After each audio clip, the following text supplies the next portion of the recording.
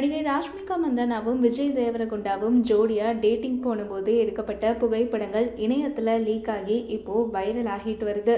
ராஷ்மிகா மந்தானா, விஜய் தேவரகுண்டா ரெண்டு பேருமே மும்பையில் நேற்று ஒன்றாக வெளியே போயிருக்காங்க.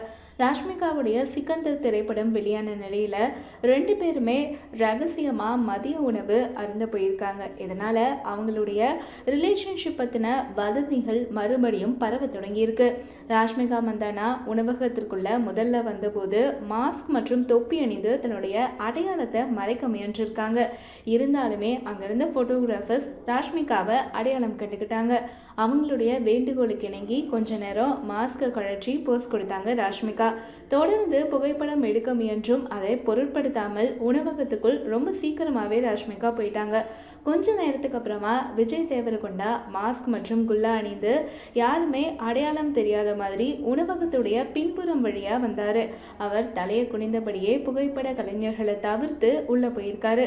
ரெண்டு பேருமே தங்களுடைய உறவை வெளிப்படையா உறுதிப்படுத்தாவிட்டாலும் அவங்க ரெண்டு பேருமே ஒன்றா மாலத்தீவுல விடுமுறையை கழித்த போது 2023 முதல் வதந்திகள் பரவ தொடங்குச்சு. அவங்க தங்களுடைய உறவை பத்தி அஃபிஷியலா சொல்லல அப்படின்னாலும் பலமுறை சூசகமா தெரிவிச்சிருக்காங்க.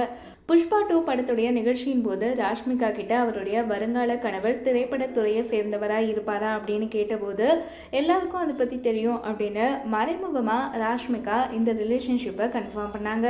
சமீபத்தில் ஒரு யூடியூப் சேனலின் பேட்டி ஒன்றில் விஜய் தேவரகுண்டா ரிலேஷன்ஷிப்பில் இருக்கேன் அப்படிங்கிறத கன்ஃபார்ம் பண்ணார்.